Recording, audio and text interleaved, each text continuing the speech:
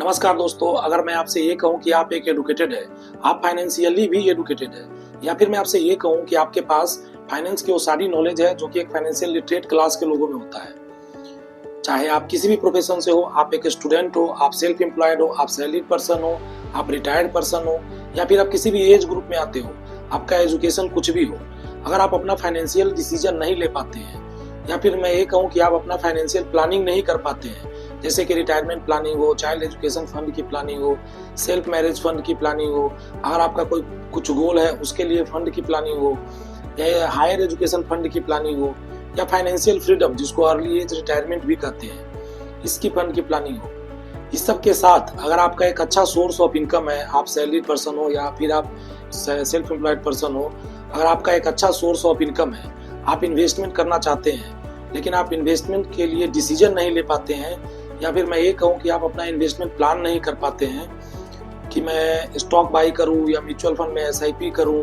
या फिर index fund में SIP करूँ या ETF बाई करूँ या कोई पेंशन प्रोडक्ट जैसे कि NPS, PPF या EPF में इन्वेस्ट करूँ या फिर कोई LIC का प्रोडक्ट लूँ या फिर FD या बॉन्ड, सिक्योरिटीज, कमोडिटीज या प्रॉपर्टीज, रियल एस्टेट में इन्वेस्ट करूँ या फिर कुछ और, तो आप यकीन मानिए आप अकेले नहीं हैं। इस देश में 12% लोग ऐसे हैं जिनके पास फाइनेंस की वो सारी नॉलेज है, उनके पास एक अच्छा सोर्स ऑफ इनकम भी है, लेकिन इसके बावजूद वो अपना फाइनेंशियल डिसीजन नहीं ले पाते हैं, वो अपना फाइनेंशियल प्लानिंग नहीं कर पाते हैं, जिसका सीधा सा मतलब ये है कि वो 12% लोग ऐसे हैं जिसका 0% एक्टिव पार्टिसिपेशन है हमारे देश के ग्रोइंग इकोनॉमी में। अब यहाँ पे मेरा एक्टिव पार्टिसिपेशन से मतलब ये है कि वो अब तक वो 12% लोग फाइनेंशियल वेलबीइंग को अचीव नहीं कर पाए हैं। लेकिन ऐसा क्यों है? क्या होती है फाइनेंशियल वेलबीइंग? इसको कैसे अचीव किया जाता है? क्या होता है financial education, financial literacy, financial inclusion, जिसके थ्रू हम फाइनेंशियल वेलबीइंग को अचीव करते हैं? हमारे देश में कितने % पॉपुलेशन फाइनेंशियली एजुकेटेड है और हमारे देश की सरकारें इसको इम्प्रूव करने के लिए क्या कर रही है?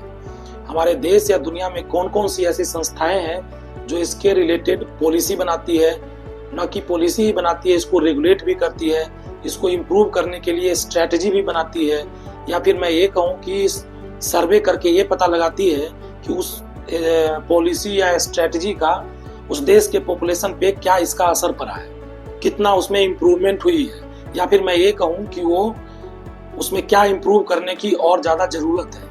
आइए जानते हैं सब कुछ इस वीडियो में। इस सब को जानने के लिए कैलेंडर में हम थोड़ा पीछे चलते हैं। साल था 2021 और इसी साल हम ब्रिटेन को पीछे छोड़ के दुनिया की 5वीं सबसे बड़ी आर्थिक ताकत बने, और ये अपने आप में एक बहुत बड़ी अचीवमेंट थी। और ऐसा हो भी क्यों ना, क्योंकि ब्रिटेन के बारे में ऐसा माना जाता है कि इस समय था जब दुनिया में कभी इसका सूर्यास्त नहीं होता था, जिसका सीधा सा मतलब यह है कि दुनिया के अधिकांश देश जो आज एग्जिस्ट करते हैं उस पर कहीं न कहीं ब्रिटेन का हुकूमत था। वो देश उस समय में ब्रिटेन का कॉलोनी हुआ करते थे। अगर मैं बात करूं अमेरिका की, तो अमेरिका भी एक समय में ब्रिटेन का ही कॉलोनी हुआ करता था। अमेरिका को साल 1776 में ब्रिटेन से आज़ादी मिली। हम बात करें अगर इंडिया की, तो अपना देश भी 200 साल से अधिक समय के लिए ब्रिटेन का कॉलोनी हुआ करता था। साल 1947 में हमें ब्रिटेन से आज़ादी मिली। अब आता है साल 2024। इस साल हम दुनिया की चौथी या तीसरी सबसे बड़ी आर्थिक ताकत बनने की तैयारी कर रहे हैं।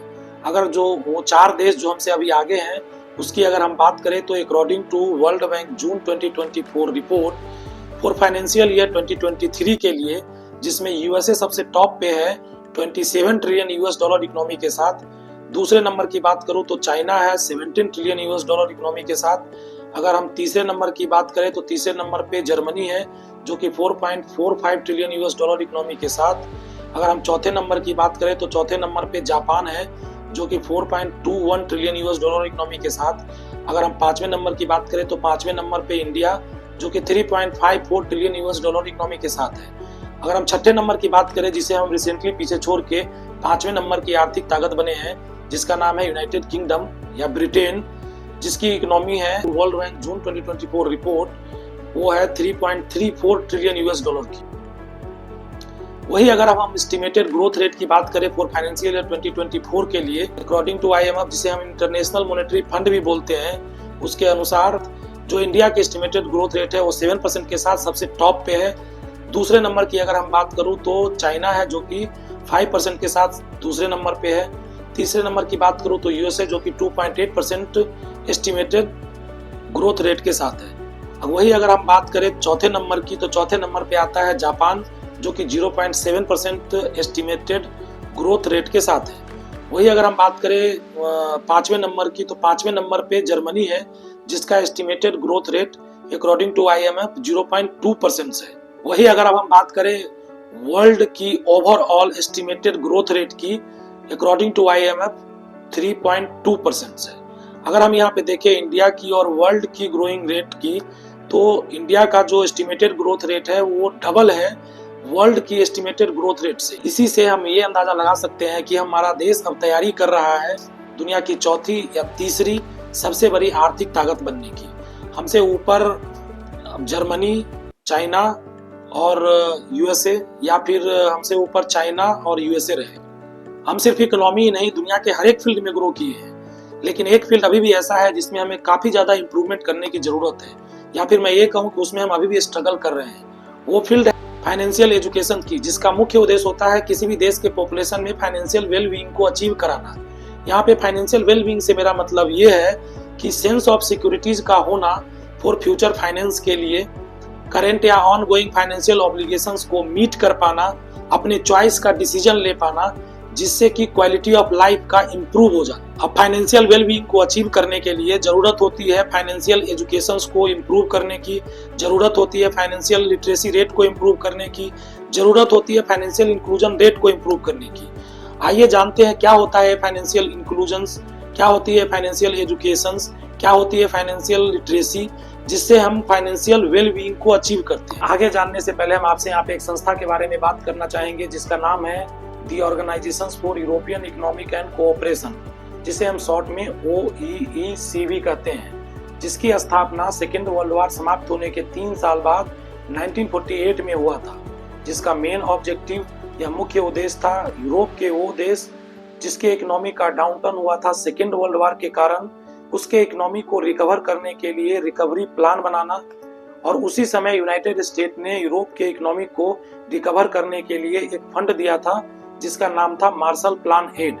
उस फंड का यूरोप के सभी देशों में इफेक्टिव यूटिलाइजेशन हो सके, उसका सही से डिस्ट्रीब्यूशन हो सके, उसे इंश्योर करना था। इस सब के साथ यूरोप के इकोनॉमी को तेजी से रिकवर करने के लिए और तेजी से ग्रो करने के लिए यूरोप में फ्री ट्रेड को प्रमोट करना था, और फ्री ट्रेड के लिए यूरोप के सभी देशों में कोऑपरेशंस को इंश्योर करना था। यह संस्था साल 1948 से साल 1961 तक रहा, और फिर साल 1961 में इसका नाम बदल के the organisation for economic cooperation and development कर दिया गया, जिसे हम शॉर्ट में OECD भी कहते हैं।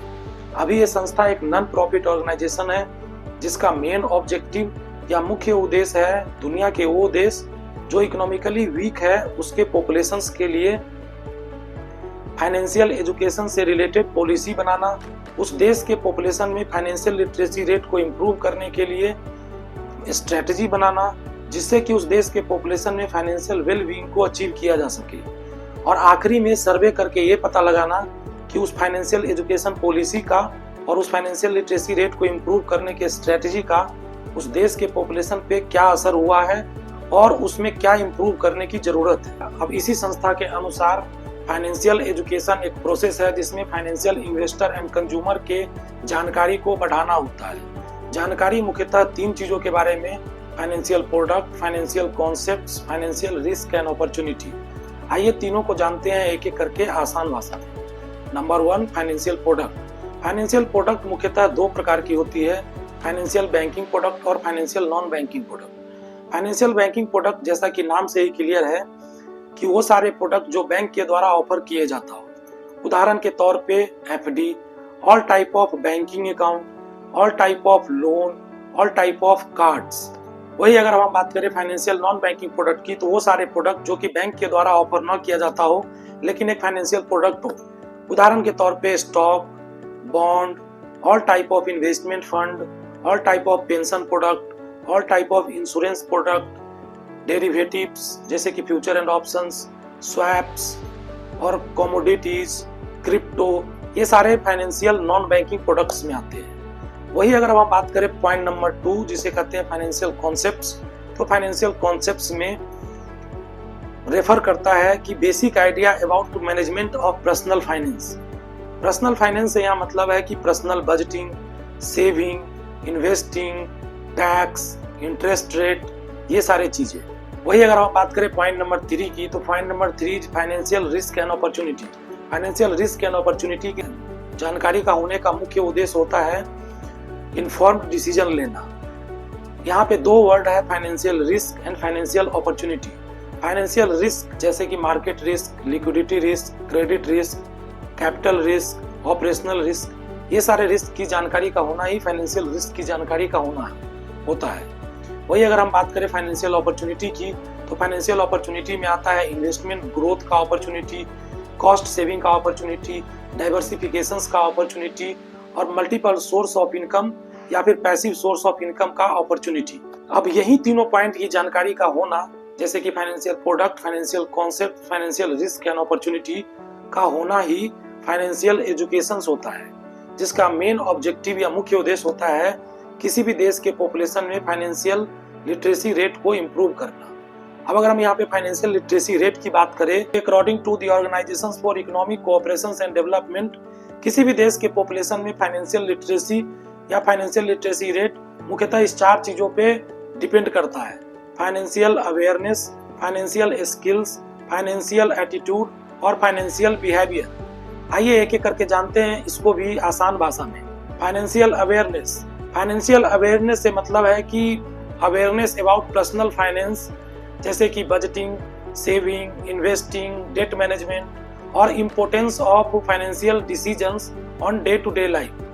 वही अगर अब हम बात करें फाइनेंशियल स्किल्स की, तो ये रेफर करता है practical skills about personal finance management, जैसे कि बजटिंग, सेविंग, इन्वेस्टिंग या डेट मैनेजमेंट जिस सॉफ्टवेयर या टूल्स के मदद से होता है उसके बारे में प्रैक्टिकल जानकारी का होना। वही अगर हम बात करें फाइनेंशियल एटीट्यूड की, तो ये रेफर करता है mindset towards money, including believe, value, feeling about spending, saving and investing. अगर अब हम वही फाइनेंशियल बिहेवियर की बात करें, तो फाइनेंशियल बिहेवियर कॉम्बिनेशन होता है फाइनेंशियल अवेयरनेस, फाइनेंशियल स्किल्स और फाइनेंशियल एटीट्यूड का। जितना ज़्यादा अच्छा फाइनेंशियल अवेयरनेस होगा, जितना ज़्यादा अच्छा आपका फाइनेंशियल स्किल्स होगा, जितना ज़्यादा अच्छा आपका फाइनेंशियल एटीट्यूड होगा, उतना ही ज़्यादा अच्छा आपका फाइनेंशियल बिहेवियर होगा। और किसी भी देश के पॉपुलेशन में जितना ज़्यादा अच्छा फाइनेंशियल बिहेवियर होगा, उतना ज़्यादा अच्छा उसका फाइनेंशियल लिटरेसी रेट होगा। और उसी देश के पॉपुलेशन में जितना ज़्यादा अच्छा उसका फाइनेंशियल लिटरेसी रेट होगा, उतना ही ज़्यादा अच्छा उसका फाइनेंशियल इंक्लूजन्स भी होगा। अगर अब हम यहाँ पे फाइनेंशियल इंक्लूजन्स की बात करें, तो फाइनेंशियल इंक्लूजन से मेरा मतलब है according to the Organisations for economic cooperation and Development, जिसे हम शॉर्ट में OECD भी कहते हैं। इसके अनुसार किसी भी देश के पॉपुलेशन में फाइनेंशियल इंक्लूजन रेट को पता लगाने के लिए मुख्यतः इस 3 चीज़ों का पता लगाया जाता है, जैसे कि फाइनेंशियल प्रोडक्ट का होल्ड करना, दूसरा नंबर पे आता है फाइनेंशियल प्रोडक्ट का ट्रांजैक्शंस करना in some certain period of time frame में, तीसरे नंबर पे आता है फाइनेंशियल प्रोडक्ट का ऑपरेट करना। आइए तीनों को जानते हैं एक एक करके आसान भाषा में। अगर हम बात करें फाइनेंशियल प्रोडक्ट का होल्ड करना, तो फाइनेंशियल प्रोडक्ट का होल्ड करने से मेरा मतलब ये है कि अभी फिलहाल उस देश के पॉपुलेशंस में कितने % पॉपुलेशंस कोई भी बैंकिंग या नॉन बैंकिंग फाइनेंशियल प्रोडक्ट को होल्ड किया हुआ है, जिसका सीधा सा मतलब यह है कि उस देश के पॉपुलेशंस अभी फिलहाल उस बैंकिंग प्रोडक्ट में या फिर नॉन बैंकिंग फाइनेंशियल प्रोडक्ट में एक्टिव पार्टिसिपेशंस किया हुआ है। वही अगर अब हम बात करें फाइनेंशियल प्रोडक्ट की ट्रांजैक्शंस की in certain period of time frame में, तो उस देश के कितने % पॉपुलेशन कभी न कभी कोई फाइनेंशियल प्रोडक्ट को होल्ड किया था, पर अभी प्रेजेंट में उसके पास कोई भी फाइनेंशियल प्रोडक्ट होल्ड नहीं किया हुआ है, वो अपना फाइनेंशियल प्रोडक्ट को ट्रांजैक्शन कर दिया है, उस फाइनेंशियल प्रोडक्ट से वो बाहर आ गया है। उदाहरण के तौर पे कोई पर्सन एक FD लेता है और एक समय के बाद वो FD को तोड़ के बाहर निकल जाता है। वही अगर हम बात करें फाइनेंशियल प्रोडक्ट की ऑपरेट करने की, तो उस देश के कितने % पॉपुलेशन खुद से किसी भी फाइनेंशियल प्रोडक्ट को ऑपरेट कर पाता है, जिसका सीधा सा मतलब ये होता है कि उस प्रोडक्ट को होल्ड कर पाता है, ट्रांजैक्शन कर पाता है और उसमें पार्टिसिपेट कर पाता है। अब इसी तीनों पॉइंट के आधार पे किसी भी देश के पॉपुलेशंस में ये तय किया जाता है कि उस देश के कितने % पॉपुलेशंस फाइनेंशियली इंक्लूजन्स है, जिससे कि ये भी अंदाजा लगाया जाता है कि उस देश के कितने percent population financial well being को अचीव कर चुके हैं। अगर हम बात करें फाइनेंशियल वेल बीइंग की, तो फाइनेंशियल वेल बीइंग की अचीव करने की जर्नी स्टार्ट होती है फाइनेंशियल एजुकेशन से, और फाइनेंशियल एजुकेशन का मुख्य उद्देश्य होता है किसी भी देश के पॉपुलेशन में फाइनेंशियल लिटरेसी रेट को इम्प्रूव करने की। अब जितना ज़्यादा अच्छा किसी भी देश के पॉपुलेशन में फाइनेंशियल लिटरेसी रेट होगा, उतना ही ज़्यादा अच्छा उस देश में फाइनेंशियल इंक्लूजन्स रेट भी अच्छा होगा, और फाइनेंशियल इंक्लूजन्स रेट जितना ज़्यादा अच्छा होगा, उतना ही ज़्यादा उस देश के पॉपुलेशन फाइनेंशियल वेल बीइंग को अचीव कर पाएंगे। अब इसी फाइनेंशियल वेल बीइंग को अचीव करने के लिए, फाइनेंशियल लिटरेसी रेट को इम्प्रूव करने के लिए, फाइनेंशियल इंक्लूजन्स रेट को इम्प्रूव करने के लिए, या फिर फाइनेंशियल एजुकेशन को प्रमोट करने के लिए हमारे देश में एक संस्था है जिसका नाम है national centre for financial education, जिसे हम शॉर्ट में NCFE भी कहते हैं, या फिर इसका हिंदी में नाम है राष्ट्रीय वित्तीय शिक्षा केंद्र, जिसकी स्थापना साल 2013 में हुई थी। और इसका जो मेजर स्टेक होल्डर है वो है हमारे देश के 4 फाइनेंशियल रेगुलेटर, जैसे कि RBI reserve bank of India, SEBI security exchange board of India, IRDA insurance regulatory development authority of India, PFRDA pension fund regulatory development authority of India. यही वो संस्था है जो हमारे देश में फाइनेंशियल एजुकेशन को प्रमोट करने के लिए कैंपेन करती है, फाइनेंशियल लिटरेसी रेट को इम्प्रूव करने के लिए स्ट्रैटेजी बनाती है, फाइनेंशियल एजुकेशन से रिलेटेड पॉलिसी बनाती है। ये संस्था हमारे देश के यंग पॉपुलेशन में फाइनेंशियल लिटरेसी रेट को पता लगाने के लिए national financial literacy assessment test conduct कराती है, जबकि वही हमारे देश के एडल्ट पॉपुलेशन में फाइनेंशियल लिटरेसी रेट और फाइनेंशियल इंक्लूजन्स रेट को पता लगाने के लिए सर्वे कंडक्ट कराती है। ये संस्था अब तक हमारे देश में फाइनेंशियल लिटरेसी रेट और फाइनेंशियल इंक्लूजन्स रेट को पता लगाने के लिए 2 बार सर्वे कंडक्ट करा चुकी है, जो कि साल 2013 और साल 2019 में था। ये संस्था हमारे देश के लिए 2 बार अभी तक फाइनेंशियल एजुकेशन पॉलिसी भी बना चुकी है, जिसका नाम है national strategy for financial education. जब पहली बार ये national strategy for financial education बनाई थी, वो था साल 2013 से साल 2018 के लिए। फिर उसके बाद साल 2019 में सर्वे कराती है, उसके आधार पे फिर नेशनल स्ट्रेटजी फाइनेंशियल एजुकेशन 2 बनाती है, जो कि साल 2020 से साल 2025 के लिए था। ये संस्था अब तक हमारे देश में 2 बार सर्वे करा चुकी है, जिसका नाम था नेशनल फाइनेंशियल लिटरेसी और फाइनेंशियल इंक्लूजन सर्वे। संस्था पहली बार साल 2013 में नेशनल फाइनेंशियल लिटरेसी और फाइनेंशियल इंक्लूजन सर्वे कराई, तो उस समय में हमारे देश का जो फाइनेंशियल लिटरेसी रेट था वो था 20%।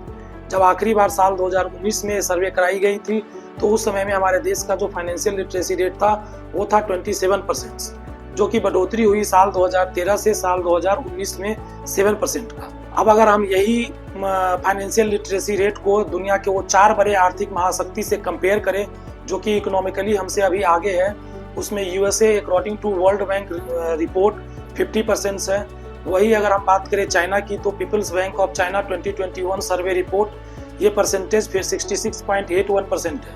वही अगर हम बात करें जापान की, तो bank of Japan survey report 2020 ये 56% है। वही अगर हम बात करें जर्मनी की, तो जर्मनी का according to OECD 2024 survey report 82% से हैव बेसिक अंडरस्टैंडिंग और 54% से हैव एडवांस अंडरस्टैंडिंग। वही अगर हम बात करें 6 नंबर की इकोनॉमिक कंट्री की, जो कि UK है, जिसे हम अभी रिसेंटली पीछे छोड़ के दुनिया की 5वीं सबसे बड़ी आर्थिक ताकत बने हैं, उसकी बात करें तो उसका 40% है अकॉर्डिंग टू IFA मैगजीन, जो कि ये सभी देश का जो फाइनेंशियल लिटरेसी रेट है वो हमसे काफी ज्यादा आगे है। और हमें इसमें इस बात से हम ये अंदाजा लगा सकते हैं कि हमारे देश में अभी फाइनेंशियल लिटरेसी रेट को इम्प्रूव करने के लिए, फाइनेंशियल एजुकेशन को इम्प्रूव करने के लिए काफी ज्यादा स्कोप है, काफी ज्यादा जरूरत। यही अगर हम बात करें दुनिया की वो टॉप देश जिसका फाइनेंशियल लिटरेसी रेट काफी ज्यादा आगे है या टॉप पे है दुनिया में, तो वो है स्वीडन, नॉर्वे, फिनलैंड और डेनमार्क, जिसमें डेनमार्क, स्वीडन और नॉर्वे का 71% है और फिनलैंड का 70% है, जो कि ये टॉप 4 कंट्री। अब हम आपसे वो सर्वे रिपोर्ट की बात करना चाहेंगे, जो कि आखिरी बार साल 2019 में development research service private limited के द्वारा कंडक्ट कराई गई थी ऑन बिहाफ ऑफ NCFE। इस प्रोजेक्ट का जो मेजर स्टेक होल्डर था वो था हमारे देश के 4 फाइनेंशियल रेगुलेटर, जैसे कि RBI, सेबी, IRDA, PFRDA और लास्ट में NCFE खुद भी। इस प्रोजेक्ट का जो मेन ऑब्जेक्टिव था या मुख्य उद्देश्य था वो था हमारे देश के एडल्ट पॉपुलेशन में ये पता लगाना कि कितने परसेंट पॉपुलेशन फाइनेंशियली लिटरेट है और कितने परसेंट पॉपुलेशन फाइनेंशियली एजुकेटेड है। इस सर्वे को कंडक्ट कराने के लिए हमारे देश को 6 अलग अलग जोनों में डिवाइड किया गया। वो जोन था north zone, south zone, east zone, west zone और नॉर्थ ईस्ट जोन और सेंट्रल जोन। नॉर्थ जोन में दिल्ली, चंडीगढ़, जम्मू कश्मीर, हरियाणा, पंजाब और राजस्थान को रखा गया। वही अगर हम बात करें सेंट्रल जोन की, तो सेंट्रल जोन में छत्तीसगढ़, मध्य प्रदेश, उत्तर प्रदेश, उत्तराखंड को रखा गया। वही अगर हम बात करें ईस्ट जोन की, तो ईस्ट जोन में Andaman and Nicobar island, Bihar, Jharkhand, Sikkim, West Bengal, Orissa, ये सब को रखा गया। वही अगर हम बात करें नॉर्थ ईस्ट जोन की, तो नॉर्थ ईस्ट जोन में अरुणाचल प्रदेश, असम, मणिपुर, मेघालय, मिजोरम, नागालैंड और त्रिपुरा को रखा गया। वही अगर हम बात करें वेस्ट जोन की, तो वेस्ट जोन में Gujarat, Maharashtra, Dadra and Nagar Haveli, Daman and Diu को रखा गया। वही अगर हम बात करें साउथ जोन की, तो साउथ जोन में साउथ की वो स्टेट जैसे कि आंध्र प्रदेश, कर्नाटका, तमिलनाडु, तेलंगाना, लक्षद्वीप एंड पौंडीचेरी को रखा गया। इस सर्वे का जो सैंपल साइज था वो था 75,140 नंबर, जिसमें सबसे ज्यादा जो सैंपल साइज कलेक्ट किया गया था वो किया गया था हमारे देश के रूरल एरिया से, जिसका नंबर था 47,905। वही अगर हम बात करें अर्बन एरिया की सैंपल साइज की, तो वो था 27,235। और इस टोटल सैंपल साइज को दो सोशियो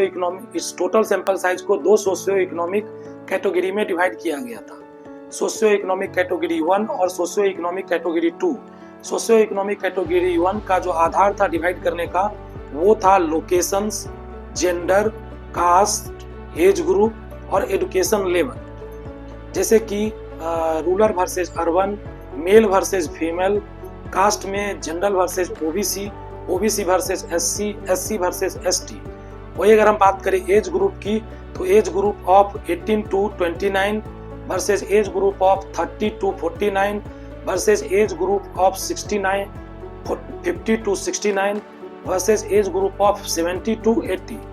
वही अगर हम बात करें एजुकेशन लेवल की, तो एजुकेशन लेवल में post graduate versus university level versus upper secondary level versus higher secondary level versus lower secondary level और lower secondary level versus primary और primary versus no formal education. वही अगर हम बात करें सोशियो इकोनॉमिक कैटेगरी 2 की, तो सोशियो इकोनॉमिक कैटेगरी 2 का आधार था प्रोफेशंस और इनकम। प्रोफेशन जैसे कि self employed agriculture versus self employed non agriculture, labour agriculture versus labour non agricultures, वही स्टूडेंट वर्सेस हाउसवाइफ या home maker versus retired person, वही salaried private versus salaried government. Different income group में जैसे कि no income versus less than 10,000 से 15,000 versus 2 lakh versus 5 lakh और 5 lakh versus 10 lakh और 10 lakh versus above 10 lakh. अब ये सर्वे रिपोर्ट से हमें ये पता लगा कि हमारे देश के एडल्ट पॉपुलेशन में फाइनेंशियल लिटरेसी रेट जो है वो 27% है, जबकि फाइनेंशियल इंक्लूजन रेट जो है वो 15% है। ये जो डिफरेंस है 12% का, ये 12% वो लोग हैं जिनके पास फाइनेंस की वो सारी नॉलेज है, वो फाइनेंशियली लिटरेट क्लास में भी आते हैं, लेकिन इसके बावजूद उनका 0% एक्टिव पार्टिसिपेशन है हमारे देश के ग्रोइंग इकोनॉमी में या फाइनेंशियल सर्विस एंड प्रोडक्ट में। इसी सर्वे रिपोर्ट से हमें यह भी पता लगा कि 73% एडल्ट पॉपुलेशन हमारे देश में ऐसे हैं जिनके पास कोई भी फॉर्मल फाइनेंशियल एजुकेशन नहीं है पर्सनल फाइनेंस से रिलेटेड। अब अगर हम यही कंपैरिजंस को एजुकेटेड वर्सेस फाइनेंशियली एजुकेटेड के साथ करें, तो according to Know India website और 2011 सेंसस हमारे देश का जो लिटरेसी रेट था वो 74% था, जिसका सीधा सा मतलब है ये है कि हमारे देश में 74% पॉपुलेशन एजुकेटेड हैं, शिक्षित हैं। वही अगर हम अपने देश का फाइनेंशियल लिटरेसी रेट को देखेंगे तो वो है 27%। और ये जो डिफरेंस है 47% का, ये वो 47% पॉपुलेशन है जिनके पास एजुकेटेड तो है, उनके पास वो लिटरेट भी है, लेकिन वो फाइनेंशियली एजुकेटेड नहीं है, वो फाइनेंशियली लिटरेट नहीं है, जिसका मेन रीजन है अनफॉर्चुनेटली हमारे देश के एजुकेशन सिस्टम में कोई भी ऐसा formal financial education related to personal finance या मैनेजमेंट ऑफ पर्सनल फाइनेंस ही नहीं है। कंक्लूड करते हैं इस 2 पॉइंट के साथ। हमें इस रिपोर्ट से ये पता लगता है कि मेरे इस रिपोर्ट से ये पता लगता है कि एजुकेटेड होना और फाइनेंशियली एजुकेटेड होना दोनों अलग अलग बातें हैं। अगर आप एक एजुकेटेड हैं तो ये कोई ज़रूरी नहीं है कि आप फाइनेंशियली भी एजुकेटेड होंगे। जैसा कि आप इस रिपोर्ट में देख सकते हैं, 47% पॉपुलेशन हमारे देश के ऐसे हैं जो एजुकेटेड तो हैं लेकिन वो फाइनेंशियली एजुकेटेड नहीं है। और दूसरा पॉइंट ये है कि अगर आप एजुकेटेड हैं, आप फाइनेंशियली भी एजुकेटेड हैं, तो इसका मतलब ये नहीं है कि आप फाइनेंशियली इंक्लूजन्स भी होंगे, आप एक्टिव पार्टिसिपेट भी कर रहे होंगे, आप अपना फाइनेंशियल प्लानिंग भी कर पा रहे होंगे, आप फाइनेंशियल अपना डिसीजन भी ले पा रहे होंगे। जैसा कि आप इस रिपोर्ट्स में देख सकते हैं, 12% पॉपुलेशन वो है जो न तो उनका 0% एक्टिव पार्टिसिपेशन है, जिसका मतलब ये है कि वो न तो अपना फाइनेंशियल प्लानिंग कर पाते हैं, ना वो अपना फाइनेंशियल डिसीजंस ले पाते हैं। अब अगर हम इसके कारणों की बात करें तो वैसे तो बहुत सारे कारण हो सकते हैं इसके लिए, लेकिन मुख्यतः 5 कारण हैं ऐसे जिसके बारे में हम आपसे यहाँ पे बात करना चाहेंगे। पहले नंबर पे आता है lack of financial education in our education system. हमारे देश में अनफॉर्चुनेटली और दुर्भाग्यवश अभी भी हमारे देश के एजुकेशन सिस्टम में formal financial education related to personal finance और मैनेजमेंट ऑफ पर्सनल फाइनेंस है ही नहीं, जिसके वजह से 47% पॉपुलेशन हमारे देश के ऐसे हैं जो कि एजुकेटेड तो हैं लेकिन वो फाइनेंशियली एजुकेटेड नहीं है। वो अपना फाइनेंशियल प्लानिंग नहीं कर पाते हैं, वो अपना फाइनेंशियल डिसीजन नहीं ले पाते हैं, जिसका सीधा सा मतलब ये है कि वो एक्टिव पार्टिसिपेट्स नहीं कर पाते हैं हमारे देश के ग्रोइंग इकोनॉमी में। दूसरे नंबर की बात करें तो limited access to financial product and services. अभी भी हमारे देश के अधिकतर पॉपुलेशंस रूरल एरिया में रहते हैं। रूरल एरिया में अभी भी फाइनेंशियल प्रोडक्ट और सर्विसेज का जो एक्सेस है वो ना के बराबर है या है ही नहीं। तीसरे नंबर की बात करें तो lack of awareness and trust. अभी भी हमारे देश के बहुत सारे पॉपुलेशंस में इस फाइनेंशियल सर्विसेज एंड प्रोडक्ट का अवेयरनेस ही नहीं है, जानकारी ही नहीं है, और जानकारी ना होने की वजह से उस प्रोडक्ट और सर्विसेज पे उनका ट्रस्ट ही नहीं है। और इस प्रोडक्ट और सर्विसेज के अवेयरनेस और ट्रस्ट के लिए हमारे देश की सरकारें और 4 फाइनेंशियल मेजर स्टेक होल्डर जैसे कि आरबीआई, सेबी, आईआरडीए, पीएफआरडीए अपने स्तर पे या एनसीएफई अपने स्तर पे रूरल एरिया या अर्बन एरिया में कैंपेन भी करती है। यही नहीं, हमारे देश के बड़े बड़े बैंक भी कैंपेन करती है अपने स्तर पे फाइनेंशियल अवेयरनेस और फाइनेंशियल एजुकेशन को प्रमोट करने के लिए और ट्रस्ट बिल्ड करने के लिए। चौथे नंबर पे आता है लो इनकम और हायर कॉस्ट ऑफ लिविंग। हमारा देश के एक बहुत बड़ा पॉपुलेशन अभी भी ऐसा है जिनका सोर्स ऑफ इनकम तो है बट उनका कॉस्ट ऑफ लिविंग या तो उस इनकम के बराबर है या उस इनकम से ज़्यादा है, जिसका सीधा सा मतलब ये है कि वो इनकम ही उतना नहीं कर पाते हैं, जिसके रीजन है कि वो एक्टिव पार्टिसिपेट नहीं कर पाते हैं। अगर हम 5वें नंबर की बात करें तो अनएम्प्लॉयमेंट हमारे देश की एक बहुत बड़ी समस्या रही है, और अनएम्प्लॉयमेंट की वजह से हमारे देश के बहुत सारे युवा वर्ग जो कि एजुकेटेड भी है, वो फाइनेंशियली भी एजुकेटेड है, लेकिन इसके बावजूद अगर उनके पास जॉब ही नहीं है तो पार्टिसिपेट कैसे कर पाएंगे हमारे देश के ग्रोइंग इकोनॉमी में। अब हम इस वीडियो को करते हैं यहीं पे समाप्त। मिलते हैं आपसे एक नए वीडियो में नए टॉपिक के साथ। अगर आपको ये मेरे द्वारा किया गया प्रयास अच्छी लगी हो, अगर आपको वैल्यू मिला हो, तो आप इस वीडियो को लाइक करें, शेयर करें और इस चैनल को सब्सक्राइब करें। नमस्कार।